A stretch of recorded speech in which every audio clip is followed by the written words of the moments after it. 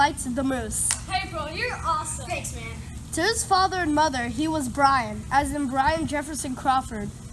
But to everyone at Bedford City High, he was the Moose. He was a large and strong, as you might imagine from his nickname, and he was pretty fast on his feet, sort of nimble, you might say, considering his size. He didn't have a pretty face, but he had a quick and easy smile. Sweet, some of the teachers called it. Nice, others said. I'm Mr. Guerra. Nice smile. Thanks, teacher. But on the football field, the Moose was neither sweet nor nice. He was just strong and fast and a little bit devastating as the left tackle of Bedford City Bears. When the Moose blocked somebody, he stayed blocked. When the Moose was called on to open a hole in the line for one of the Bears' runners, the hole more often than not resembled an open garage door. Now, in his senior season, the Moose had twice been named to the All-Conference team and was considered a cinch for All-State. I am the coach. You are amazing. You are a good left tackle. Thanks. He spent a lot of his spare time when he wasn't in the classroom or on the football field reading letters from his colleges eager to have the Moose pursue higher education and football at their institution. But the Moose had a hang-up. He didn't go public with his hang-up until the 6th game of the season. But looking back, most of the teammates agreed that probably the Moose had been nurturing the hang-up secretly for 2 years or more. The Moose wanted to carry the ball. For sure, the Moose was not the first interior lineman in the history of football, or even the history of Bedford City High, who banged up heads up front and wore bruises like badges of honor, and dreamed of racing down the field with the ball to the end zone. Moose! Moose! Moose! Moose! Moose! Moose! Moose! While everybody in the bleachers screamed his name. But most linemen, it seems, are able to stifle the urge. The idea may pop into their minds from time to time, but in their hearts, they know they can't run fast enough. They know they can't do that fancy dancing to elude tacklers. They know they aren't trained to read blocks. They know that their strengths and talents are best utilized in the line. Football is, after all, a team sport, and everyone plays the position where he most helps the team. And so these linemen, or most of them, go back to banging heads without saying the first word about the dream that flickered through their minds. Not so with the Moose. That 6th game, when the Moose's hang-up first came into public view, had ended with the Moose truly in all his glory as the Bears' left tackle. Yes, glory, but uncheered and sort of unanimous. The Bears were trailing 21-17 and had the ball at Mitchell's High 5-yard line, 4th down, with time running out. The rule in such a situation is simple. The best back carries the ball behind the best blocker. And it is a rule seldom violated by those in control of their faculties. The Bears, of course, followed the rule. That meant Jerry Dixon running behind the Moose's blocking. With the snap of the ball, the Moose knocked down one lineman, bumped another one aside, and charged forward to flatten an approaching linebacker. Jerry did a little jig behind the Moose and then ran into the end zone, virtually untouched, to win the game. But it wasn't the Moose's name that everyone was shouting out. The fans in the bleachers were cheering Jerry Dixon. That's me. In the dressing room, Coach Buford Williams was making his rounds among the cheering players and came to a halt in front of the Moose. It's your great blocking that did it. He said, I want to carry the ball. the Moose said. Coach Williams was already turning away and taking a step toward the next player due to an accolade when his brain registered the fact that the Moose had said something strange. He was expecting the Moose to say, "Oh, gee, thanks, Coach." That was the Moose what always said when the coach issued a compliment. But the Moose had said something else. The coach turned back to the Moose, a look of disbelief on his face. What was that? I want to carry the ball. Coach Williams was good and quick at recoveries, as any high school football coach had better be. He gave a tolerant smile and a little nod and said, You just keep on blocking, son. After circling in the end zone a moment while the cheers echoed through the night, Jerry did run across and hug the Moose. That's true.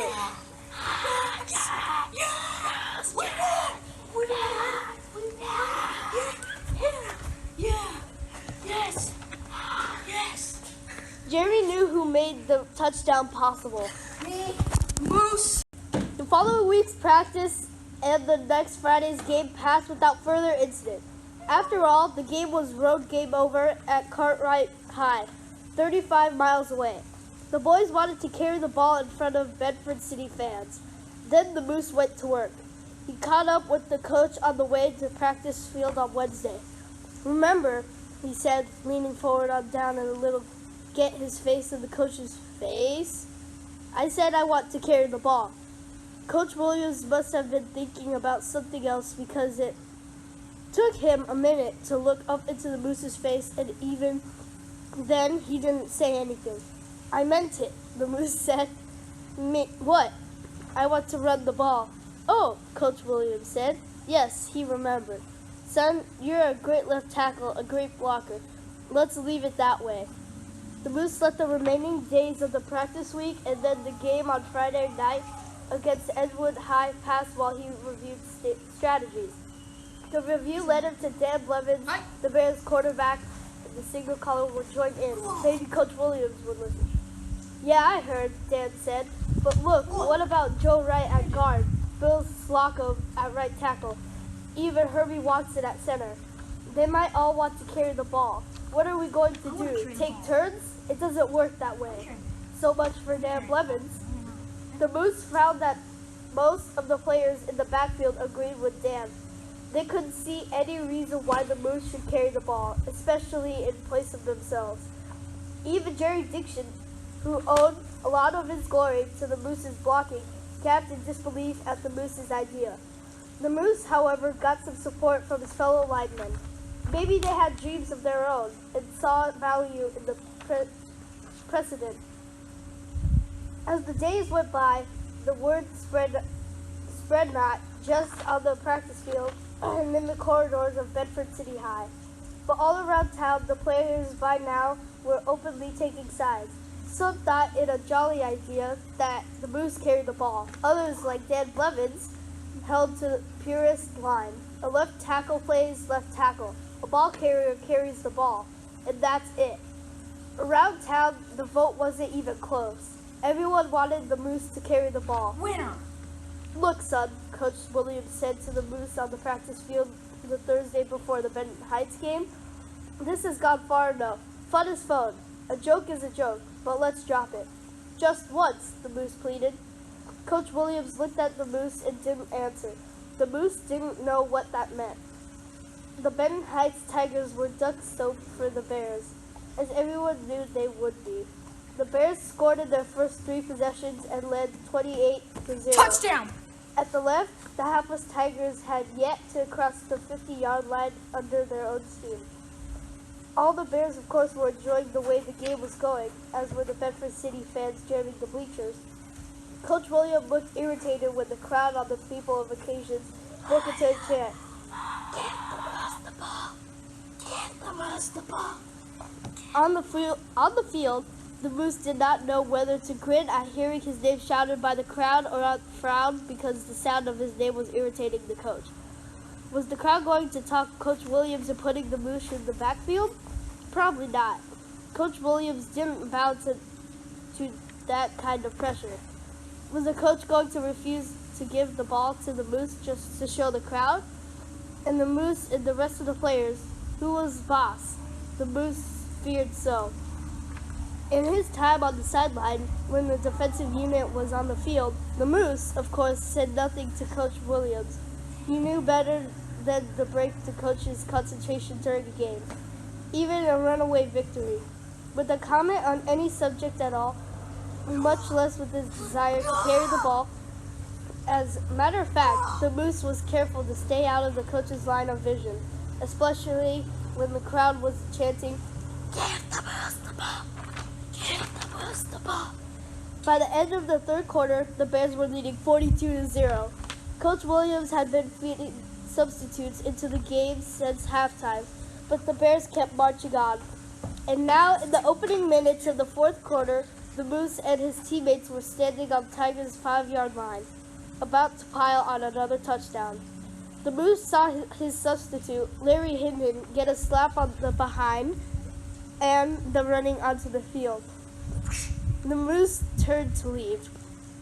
Then he heard Larry tell a referee he'd in for Halbrock. Halbrock? Chad Halbrock, the fullback? Chad gave a coach a funny look and jogged off the field. Larry joined the huddle and said, "Coach says the Moose at the fullback," and gave him the ball. Deb Levin said, "Really? Really?" The Moose was giving his grin sweet. Some of the teachers called it nice, others said. "I want to do an end run," the Moose said. Dan looked at the sky a moment, then said, "What does it matter?" The quarterback took a snap from the center, moved back and to his right while turning, and extended the ball to the Moose. The Moose took the ball and cradled it. In his right hand, so far, so good. He hadn't fumbled. Probably both Coach Williams and Dan were surprised. He ran a couple of steps and looked out in the front and said, "Whoa!" Where had all those tackles come from? The whole world seemed to be peopled with players in red jerseys, the red of the Benton Heights Tigers. They were all looking straight at the Moose and advancing toward him. They looked very determined and not friendly at all. And there were so many of them. The Moose had faced tough guys in the line, but usually one at a time, or maybe two. But this, 5 or 6, and all of them heading for him. The Moose screeched to a halt, whirled, and ran the other way. Dan Blevins blocked somebody in the red jersey breaking through the middle of the line, and the Moose wanted to stop and thank him, but he kept going. His reverse had caught the Tigers' defenders going the wrong way, and the field in front of the Moose looked open, but his blockers were going the wrong way, too. Maybe that was why the field looked so open. What did it matter, though? With the field clear in front of him, this was going to be a cakewalk. The Moose was going to score a touchdown. Then again, whoa! The players' red jerseys were beginning to fill the empty space. A lot of them. And they were all running towards the Moose. They were kind of low, with their arms spread, as if they wanted to hit hard and then grab him. A picture of Jerry Dixon dancing his little jig and wriggling between tacklers flashed through the Moose's mind. How did Jerry do that? Well, no time to ponder that one right now. The Moose lowered his shoulder and thundered ahead into the cloud of red jerseys. Something hit his left thigh. It hurt.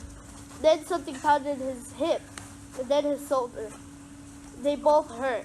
Someone was hanging on to him and was a terrible drag. How could he run with someone hanging on to him? He knew he was going down, but maybe he was across the goal. He hit the ground so hard with somebody coming down on top of him, right on the small of his back. The Moose couldn't move. They had him pinned, with the referee supposed to get these guys off. Finally, the load was gone and the Moose, still holding the ball, got to his knees and one hand then stood. He heard the screaming of the crowd and he saw the scoreboard blinking. He had scored. His teammates were slapping him on the shoulder pads and laughing and shouting. The Moose grinned, but he had a strange and distant look in his eyes. He jogged to the sideline, the roars of the crowd still ringing in his ears. "Okay, son," Coach Williams asked. The Moose was puffing. He took a couple of deep breaths, relieved for a moment, the first sight of a half-dozen players in red jerseys, all with one target, him. He saw again the menacing horde of red jerseys that had risen up just when he thought he had clear sailing to the goal. They all zeroed him on him, the Moose alone. The Moose glanced at the coach, took another deep breath, and said, "Never again." No. And what we have at the end, mac and cheese. Let's go.